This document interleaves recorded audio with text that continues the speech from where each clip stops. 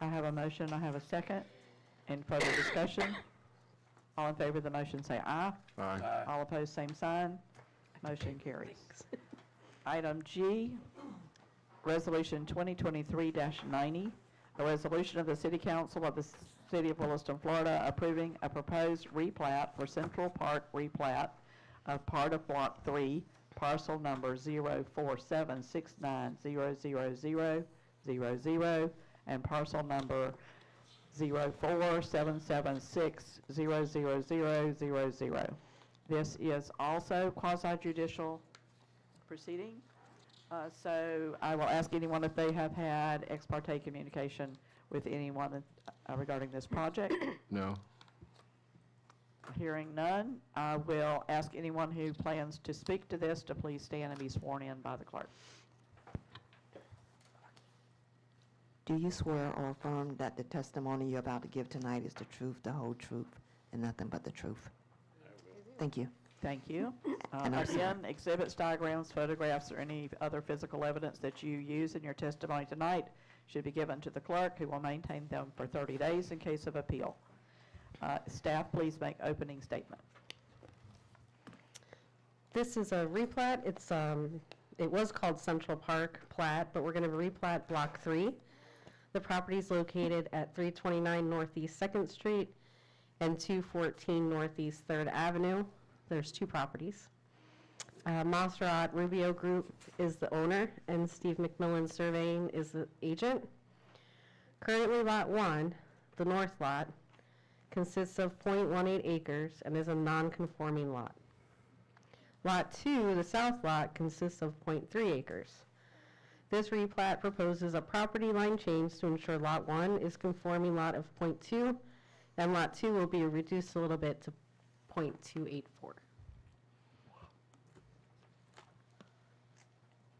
Okay, do you have any witnesses, Ms. Jones? I don't. Okay, the applicant, would you like to make an opening statement? Yes, Steve McMillan. This one's an easy one. Good. There's two houses already there. So tell me where it is. 2nd Street, 3rd Avenue, Northeast. yeah, I'm sorry, yeah, northeast. There's already a house on each parcel. I'm trying to think of who lives. Usually I have who lives across the street 30 years ago where I can tell you. I wasn't ready for that one. Sorry. Is it far from the church? Uh, Or am I on a different road? Which church? Yeah. The church I know it said it's behind the daycare. dentist office, sort of. yeah, east of the dentist office. So where is it from Homestead Park area? The little mini houses, Uh-huh. where are those at? One block's, you're there north of you? Yep. One block, there's one block north, so that's closer to the city. Okay, I mean to the main street.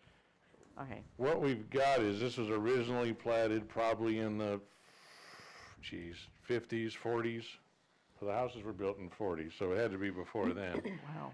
And it was a 50-foot wide lot. So what I'm showing is Lot 1 used to be 50-foot wide, which doesn't comply with today's code at 66-foot wide. So my client has asked me, what we're doing, we're just moving a property line 16-foot south. He owns both lots, and now it makes this Lot 1 conforming. As right now, it's non-conforming, what do you call that something? Conforming. Legal non-conforming. Yeah, legal non-conforming. So he can only replace board for board. He can replace the windows, the roof as is. No pool, no movie stars, no additions, no anything.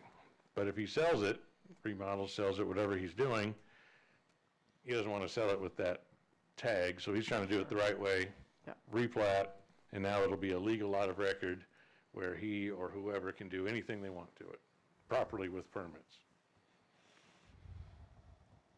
Okay, so as we look at that map up there with the yellow arrow, The yellow arrow is not pointing in the right way, and sometimes that happens when we send these via email to Latricia. okay, so which one of those It's lots the is it? blue highlighted, The blue square, yes. okay, 50-foot wide, and we're moving that line south. okay, He owns this end. got it. Oh, okay.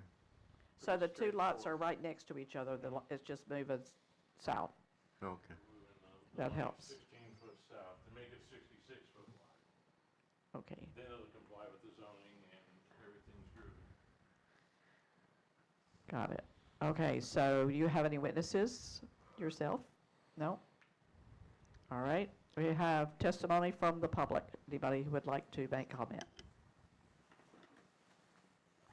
All right, I would ask for closing statements from the applicant. Approval of the replat complies with the Land Development Code, and Planning and Zoning recommended approval of RP 2023-03, Central Park replat, Block 3, to City Council on, what's today's date? On the 16th, yesterday. Yesterday, yeah. And the applicant has no closing statement? No further. All right, so therefore no rebuttal. It's time for the council to discuss. You have any comment or questions for either party? If not, we will entertain a motion for Resolution 2023-90. I'll make a motion, Resolution 2023-90 be approved. A second. I have a motion and a second. Do I have any further discussion? All in favor of the motion, say aye. Aye. All opposed, same sign. Motion carries. Thank you. Thank you, gentlemen, sitting through everything.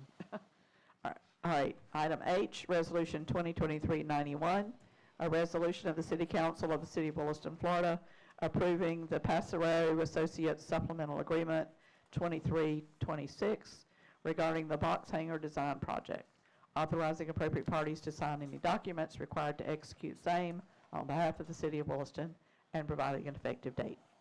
City Manager Stiegel.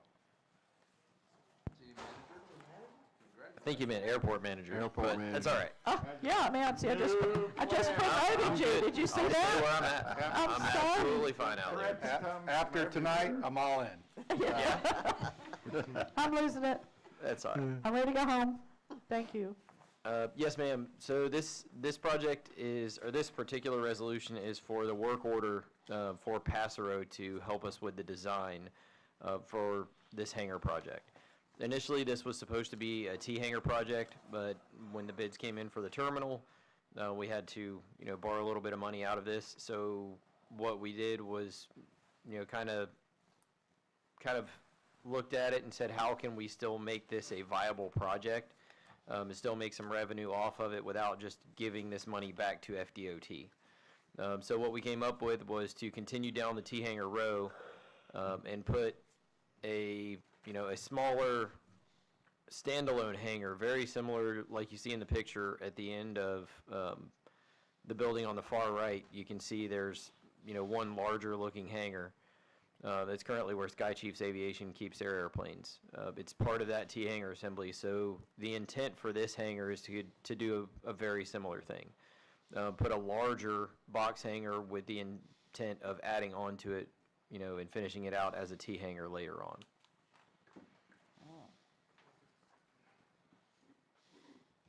Okay, so that again, you would add on to it later to make it a T-hangar, is that what you're saying? Yes, ma'am. So if you look at the building, the T-hangar building, Yeah. Charlie, that is all the way to the far side of the screen. Yes, I know it's got a large bulk hangar there. Right, so invert that building, and that's what we're making. Okay. You just made me so happy. I do what I can. Because number one, I wasn't happy with the box hangar sitting there in the middle of T-hangar row, Yes, ma'am. or the fact that we didn't have T-hangars there next to the other T-hangars. Yes, ma'am. But with that plan, that makes total sense. I appreciate that. Any other questions for Mr. Stiegel, who is the airport manager? If not, we will entertain Resolution 2023-91. I'll make a motion, Resolution 2023-91 be approved. A second. I have a motion and a second from Ms. Hines. Any further discussion from anyone?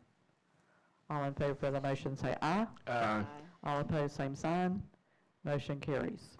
Resolution 2023-92, a resolution of the City Council of City of Williston, Florida, approving the amendment to the State of Florida Department of Transportation Public Transportation Grant Agreement for financial project number 44473-1-94-01 regarding the Williston Municipal Airport design and construction, new hangar buildings at Williston Municipal Airport, adding additional funding, authorizing appropriate parties to sign any documents required to execute such amendment on behalf of the city of Williston and providing an effective date.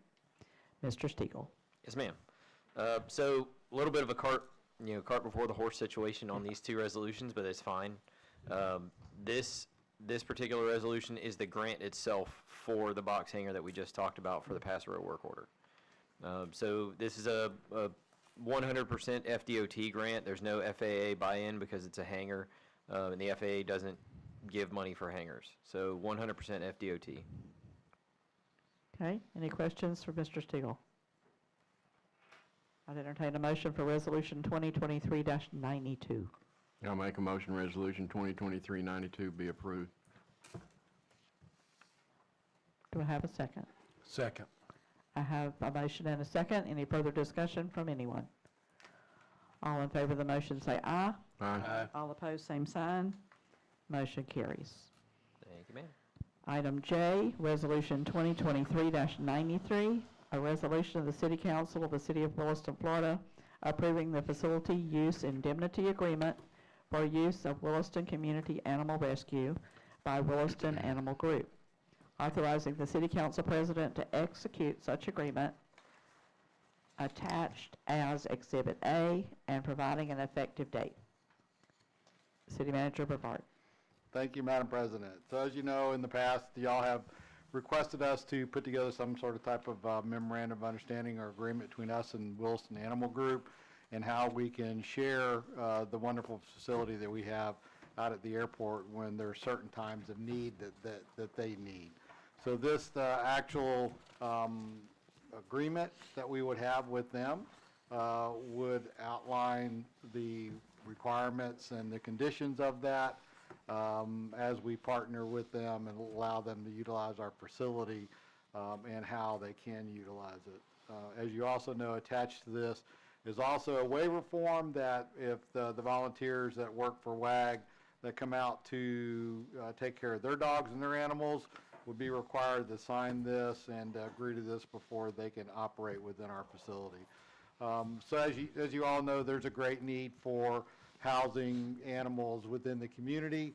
It is a county-wide effort. You know, we work closely with Levy County Animal, and we also work with, obviously, the WAG group, and basically that there's just needs that overwhelm not only them, but all the other rescues within the area. Most recently, not the seizure, but the surrender of 72 dogs. And of those 72, WAG graciously took 30, I believe it is. Of those, 10 went to their facility and 20, I believe, went to ours. And I can be off of those numbers just a little bit, but as long as we have the room and the facility and the ability to help them, and as long as they're there to help us, and as long as we have the agreement intact and in place to make it where it's doable for me, that I feel comfortable with, and y'all feel comfortable with, you know that I think it's a great idea that we can do this. There is on there that there is a small fiscal impact, right? And you have to understand the reason why I wanted you to understand that is that, you know, if the animal facility only has 1 or 2 dogs, you know, then, you know, there's not people in there the whole time doing things. I mean, there's times when the building is not staffed. In this particular case, it's going to be staffed really most of the time, taking care of dogs, cleaning stuff up, doing things. So there is going to be an increase to the city in the sense of what our electrical costs would be, our water costs and stuff, but these are really small marginal things you just need to be aware of. I don't even know if I could tell you what that would be. $10, $5, $15, Right. I don't know. So far it's worked out really well. We do in this particular case, unfortunately, have the cart before the horse. I had to take these dogs a week ago, and so the waivers have been signed. However, we do need to execute the agreement between us and WAG. WAG President Carol Cherbanoff has received a copy of it, and so if y'all approve this tonight, I will then have her sign her side, our side, same thing, and then we'll have a approved agreement. Ms. Bullock?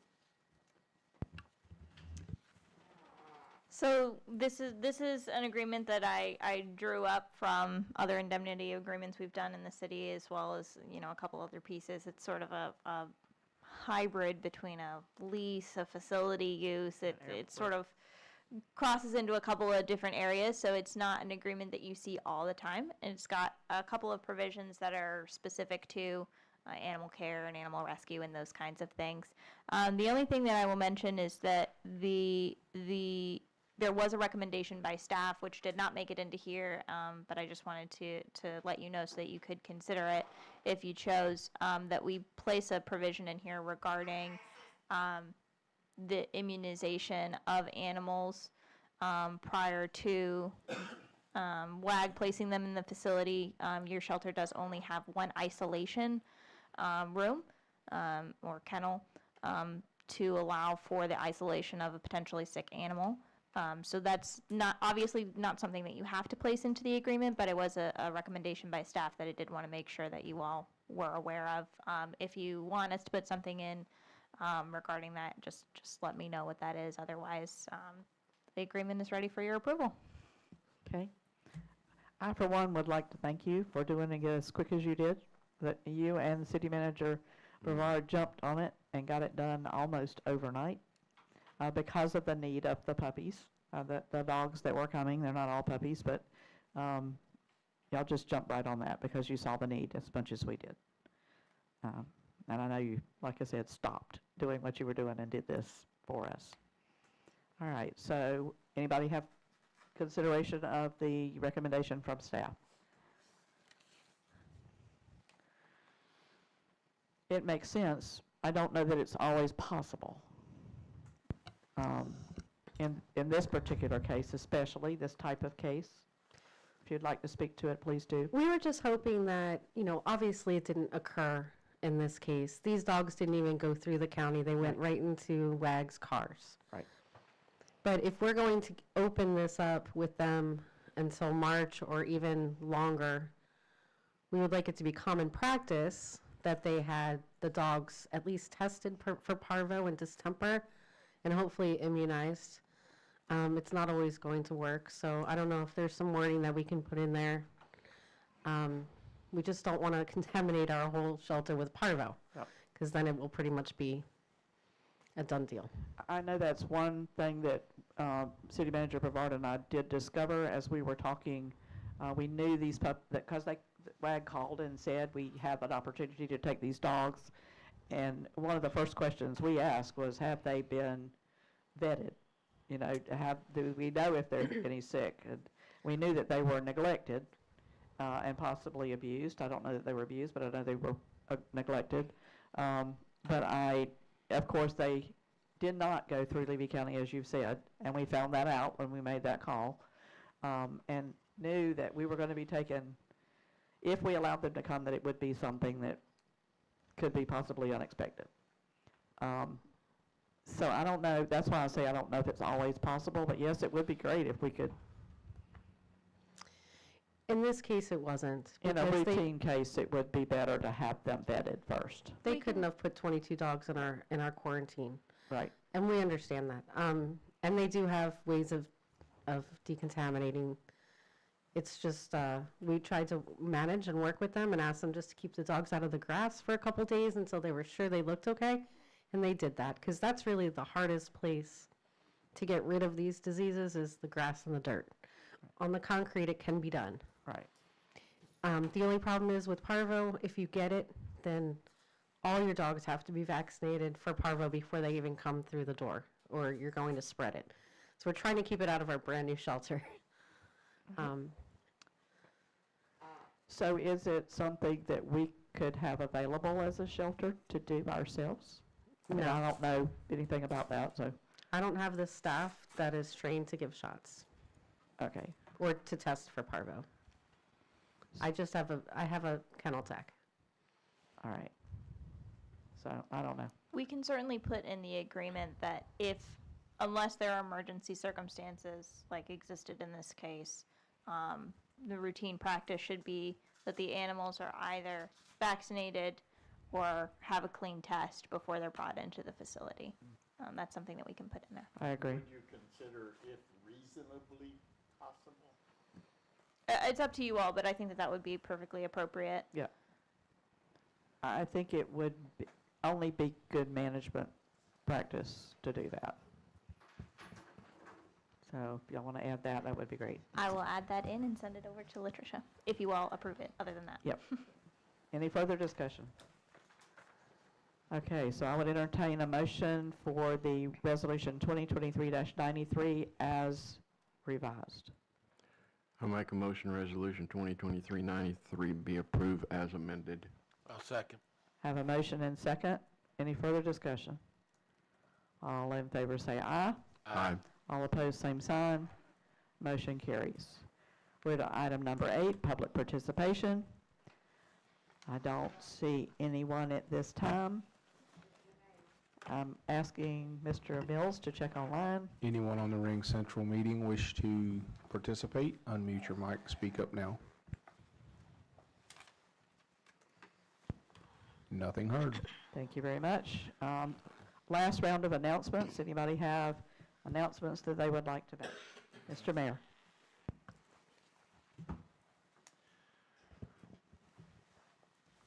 As a result of the Laura and the city staff being willing to take these puppies in such a crisis situation, I talked to the newly named 501c that was formed to build that shelter, and they have agreed to pay the $2,300 to separate into 3 areas internally within the fence so that these animals can be released in groups and not have to be intermixed in moving. And I just wanted everybody to know that that is not going to cost the city anything. The 501c is paying entirely for it. I appreciate that, and I'll just clarify. We have, if you remember, we have a center aisle that's all inside, and then our kennels actually go to the outside. If you let the dogs out, so hopefully in the future we'll have big dogs and small dogs, maybe on one side or the other. If you let everybody out, they can all play together in the middle where we had the party. This way, if we have 2 fences, those dogs will stay on that side in case we have big dogs, and those dogs will stay on that side. Maybe those dogs came in from somewhere and we're waiting for a test to come back. This way they won't all play together, but everybody can be outside enjoying the weather. Perfect. Yep. Thank you, because I had not heard about that. Thank you very much. Any other questions on that? Okay. Ms. Wright. Okay, I have 3 announcements. The first one, November the 8th, and this is for the elected officials. November the 8th, from 9 to 3, there will be Election University in Bronson at the Supervisor of Elections office. And this is for her to go over Form 6 that each elected official will have to fill out by December 31st, or fill out in order to run for an office. Well, Wait a minute, you're saying elected officials has to fill it out by December the 31st? yes. That's not what we were told down there. It's after the first of the year, the elected officials can fill out the Form 6. Newly campaigning officials need to complete the Form 6. Well, I would double check that, but that's what was in my notes. Yeah, And that was my because question. I sat in on that particular And I too. did too. meeting. Yeah, we all 3 did. Yeah, all 4 of us. Yeah. So I'm just advising you all, if you want to come and listen to Tammy try to explain it to you, because I know some were talking about there were issues and they were kind of iffy about how to fill that form out. So if you want to come, that's up to you. If not, that's fine. The second announcement I have is I have extra tickets for the MLK breakfast, which is Saturday, October 21st at 9 o'clock here in the community room, if you want to purchase. And my third announcement is Saturday, October the 21st, from 11 to 4, will be the Williston International Food Festival here in Heritage Park. And that's all that I have. And I think did we mention the Brownfield? Somebody mentioned it earlier, so I think we have that announcement already. But it's coming up soon too, the Brownfield workshop. Somebody mentioned that earlier, I can't remember what it is. Laura, is that yours, the Brownfield? It's not necessarily, but it's on Thursday at 5:30. It's this week, the 19th? Okay, is that right? All right. Anybody else have announcements? Chief Rolls. Real quick, I want to thank the city manager as well as Aaron.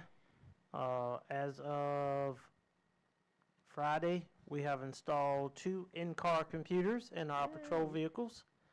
I've signed the memorandum of understanding with Trax, which is a system that will allow us to print out tickets, type them, print them out in the car instead of having to write them, as well as work crashes, which should reduce our crash report time from an hour to maybe 15 minutes Wow. to get a crash done. Also will help eliminate us having to pay the cost of getting carbon copies of reports that are, we all know carbon copies are expensive. So we're very, very excited about that. We're looking to keep moving forward as long as Aaron and the city manager continue to support us in that way of IT. Thank you, sir. And those computers are some of the computers that was donated from the Bellevue Police Department, the Tough Books. So they're really nice computers to have in our cars. The previous computers that we had donated from Sumter County, we have given some to the fire department for them to utilize. We have others. I think Ms. Hines also has one as well, but we have others left. If there is a need for them, we have no problem with donating them or letting somebody use them. Other than that, Officer Kaylee Smith, if y'all remember her, she's been released from the FTO program. She's been out on her own for a couple weeks, and she's doing very well. Cool. So we're very, very excited about that. Also, our vest grant finally came through after we bought all the vests. They approved the vest grant. So moving forward, if we have to purchase vests, with the growth we've got going on, we're probably going to have to hire some people. So we'll be able to utilize that vest grant, which pays 50% of the cost of the vest. So Wow. that's all I have. Thank you. I heard you sneak that in there. I heard you sneak in the officers a bit. Anything else? Madam President. Yes, ma'am. Go for it. The ethics training, our annual ethics training, we have decided on a date. It is December 6th, starts at 4 p.m., just like last year. There will be food, there will be drinks, there will be all kinds of fun things, and there will, first and foremost, be ethics. This satisfies your yearly requirement. The food's great. It's, talk to people who went last year if you didn't go last year. It's, not to toot our own horns, but we put on a good show for you all. Where? It's at our office. Yep, in Gainesville. So you'll all be sent out an invitation. I think it went out today to be sort of distributed to you all. But just let us know if you're going to come or not, and we'll make sure we have plenty of food. December 6th. December 6th at 4 p.m. Okay. I also know Ms. Latricia is working on a employee city Christmas party. I'll have to figure the date on that. I don't think we've pinned that down yet. But we'll let everybody know as soon as we get that done. But we are working on that. Anything else for the good of the cause? If not, I'll entertain a motion for adjournment. I'll make a motion, we adjourn. We will adjourn at 8:50 p.m. I didn't even get a second there. I just did it. We ready? I got about 4 seconds, actually.